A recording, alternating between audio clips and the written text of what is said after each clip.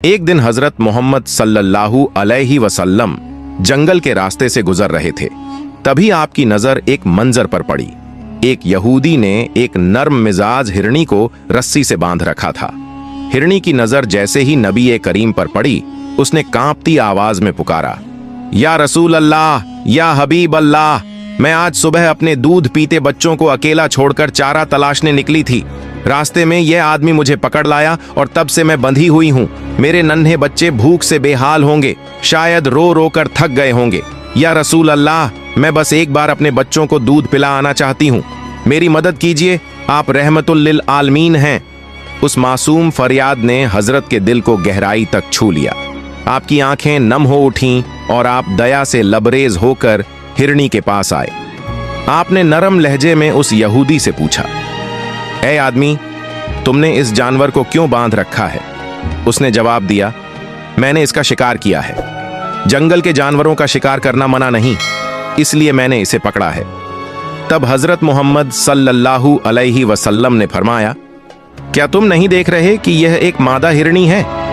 इसके सीने में दूध है और अपने बच्चों से जुदाई की वजह से बेचैन है। इसे छोड़ दो ताकि यह अपने बच्चों को दूध पिला सके। वो यहूदी बोला, मैंने इसे बहुत मेहनत से पकड़ा है, अब कैसे छोड़ दूं? नबी ए करम ने फिर नरमी से कहा, इसे जाने दो, ये वादा करती है कि बच्चों को दूध पिलाकर तुम्हारे पास लौट आएगी। यहूदी ठहाका लगाकर हंसा और बोला, ऐ मोहम्मद, क्या जंगल के जानवर तुम्हारे पूर्वजों की संपत्ति हैं जिन्हें तुम बस छोड़ दिया करोगे और वे वापस आ जाएंगे? देखा है कभी कोई शिकार किया हुआ जानवर लौट कर आता है? जब यहूदी किसी भी तरह हिरनी छोड़ने पर राजी नहीं हुआ, तो हजरत मोहम्मद सल्लल्लाहु अलैहि वसल्लम ने शांत परंतु दृढ़ आवाज में कहा, ठीक है, तुम उस हिरनी को जाने दो और उसके बदले में मुझे बांध लो। अगर यह हिरनी लौट कर नहीं आई तो तुम मुझे आजीवन अपने पास कैद रख लेना। यह सुनकर यहूदी ने सहमति दे दी। उसने हिरनी की रस्सियां खोल दी और खुद पैगंबर को बांधने लगा। जैसे ही हिरनी आजाद हुई, वह जंगल की ओर सीधा दौड़ी, तेजी से भागती हुई। यह देखकर यहूदी के दिल में शक था कि अब यह कभी लौट कर नहीं आएगी। उसने सोचा कि उसने बेवजह अपनी आजादी दांव पर लगा दी है, सिर्फ एक जंगली जानवर के लिए। हिरनी दौड़ते हुए अपने नन्हे बच्चों तक पहुंची। बच्चे बेचैन होकर बोले, अम्मा, तुम सुबह से कहां थीं? तुम्हारा इंतजार करते करते हमारा गला सूख गया है। हम कब से भूखे प्यासे बैठे हैं। मादा हिरनी की आंखों में आंसू थे। वह बोली, मेरे प्यारे, शायद यह हमारी आखिरी मुलाकात हो। आज मेरी किस्मत ने मुझे तुम्हारे पास लाया है। बच्चों ने आश्चर्य से पूछा, क्यों अम्मा, ऐसा क्यों कह रही हो? हिरनी ने गहरी सांस ली और सुनाया कि जैसे ही वह सुबह चारा खोजने निकली, एक यहूदी शिकारी ने उसे पकड़ लिया।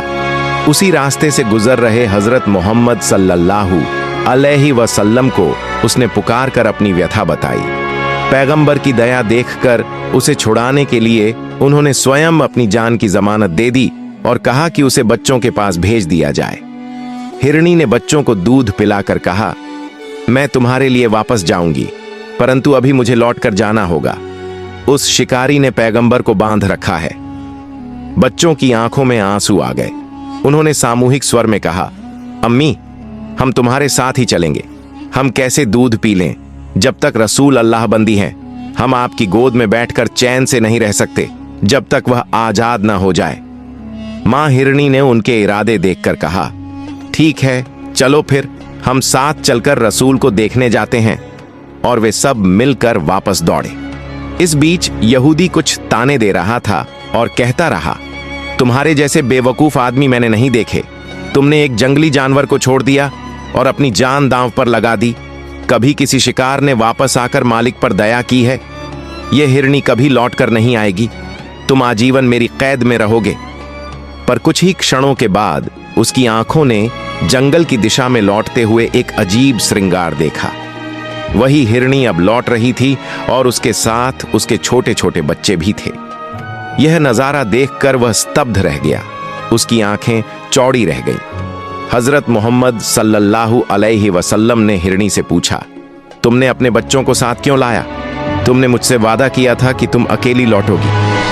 हिरनी ने नम आंखों से बताया, या रसूल अल्लाह, जब मैं अपने बच्चों के पास पहुंची और उन्हें तुम्हारी बात बताई कि तुमने खुद को मेरे लिए जमानत में दे दिया ताकि मैं एक आखिरी बार उन्हें दूध पिला सकूं, तो मेरे बच्चे कहने लगे कि वे तुम्हारे बंधन के बीच चैन से दूध नहीं पी सकते।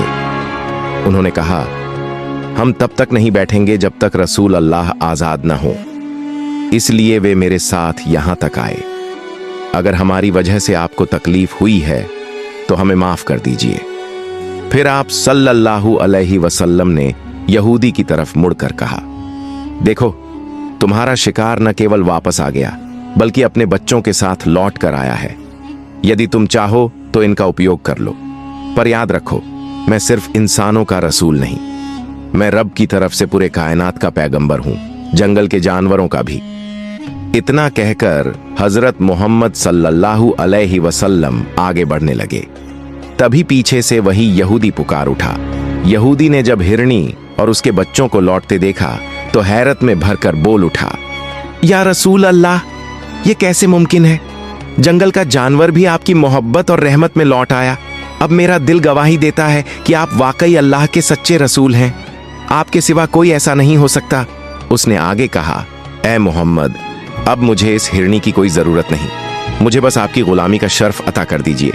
अपने मुबारक हाथों से मुझे कलमा सिखा दीजिए। रसूल सल्लल्लाहु अलैहि वसल्लम ने उसके हाथ थामे और उसे कलिमा ए तौहीद पढ़ाया। यहूदी ने ईमान कबूल कर लिया। सुभान अल्लाह, रहमतुल लिल आलमीन की दुआ से एक और दिल रोशन हो गया। कुछ वक्त बाद एक और मोजज़ा पेश आया। एक दिन हजरत मोहम्मद सल्लल्लाहु अलैहि वसल्लम सहाबा ए किराम रज़ियल्लाहु अन्हुम के साथ एक मजलिस में तशरीफ फरमा थे। उसी वक्त एक देहाती बेदुईन अंदर आया जिसके हाथ में एक गोह, छिपकली जैसी जानवर थी। उसने पूछा, ये कौन है? सहाबा ने कहा, ये अल्लाह के रसूल हैं, समूची कायनात के लिए रहमत। बेदुईन बोला, मैं अपने बुतों की कसम खाकर कहता हूं कि मैं इन्हें रसूल नहीं मानता, मगर अगर यह गोह बोलकर गवाही दे दे कि ये अल्लाह के सच्चे पैगंबर हैं तो मैं बिना किसी शक के ईमान ले आऊंगा। रसूल सल्लल्लाहु अलैहि वसल्लम ने पूछा, अगर यह गोह मेरी नबूवत की गवाही दे दे तो क्या तुम यकीन करोगे? उसने कहा, हाँ, मैं तुरंत मुसलमान हो जाऊंगा। आप सल्लल्लाहु अलैहि वसल्लम ने फरमाया, ठीक है, उसे छोड़ दो।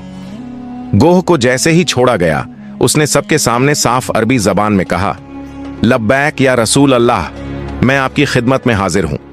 सबने वह आवाज सुनी। फिर रसूल ने पूछा, ए गोह, तू किसकी इबादत करती है? गोह ने कहा, मैं उसी अल्लाह की इबादत करती हूं जो आसमान का मालिक है, जिसके हुक्म से जमीन और समंदर बने, जिसने जन्नत को रहमत और जहन्नुम को अजाब बनाया। फिर रसूल ने पूछा, मैं कौन हूं? गोह ने जवाब दिया, आप अल्लाह के सच्चे और आखिरी रसूल हैं। जो आपको मानेगा वही कामयाब होगा। यह सुनकर बेदुईन कांप उठा और बोला, या रसूल अल्लाह, जिस नबूवत की गवाही एक जानवर भी दे, उस पर शक करने वाला मैं कौन होता हूं?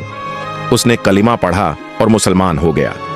कुछ अरसे बाद एक और मौजिजा पेश आया, जब मक्का के कुफार, जिनमें अब्बू जहल, वालिद इब्न मुगीरा और आस इब्न वाइल जैसे लोग थे, रसूल सल्लल्लाहु अलैहि वसल्लम के पास आए और बोले, अगर तुम आसमान के चांद को 2 टुकड़ों में बांट दो तो हम तुम पर ईमान ले आएंगे। आप सल्लल्लाहु अलैहि वसल्लम ने पूछा, अगर मैं ऐसा कर दूं तो क्या तुम सच्चे दिल से मानोगे? उन्होंने कहा, हां, हम गवाही देंगे। फिर रसूल ने अपने रब से दुआ की, या अल्लाह, अपनी कुदरत का निशान इनको दिखा दे, और उंगली से आसमान की ओर इशारा किया। उसी वक्त चांद 2 हिस्सों में बंट गया और दोनों टुकड़ों के बीच से पहाड़ साफ नजर आने लगा। कुफार दंग रह गए। आप सल्लल्लाहु अलैहि वसल्लम ने फरमाया, ए अब्बू जहल, ए वालिद, ए आस, अब गवाह रहो, ये वही निशान है जो मेरे रब ने तुम्हें दिखाया है। कुफार ने चांद का करामात देखकर भी कबूल न किया।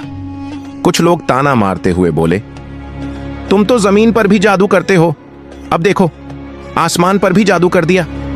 हम किसी जादूगर को रसूल नहीं मानते। वास्तव में जिनके नसीब में ईमान लिखा नहीं था, वे इस साफ संकेत के बावजूद न माना।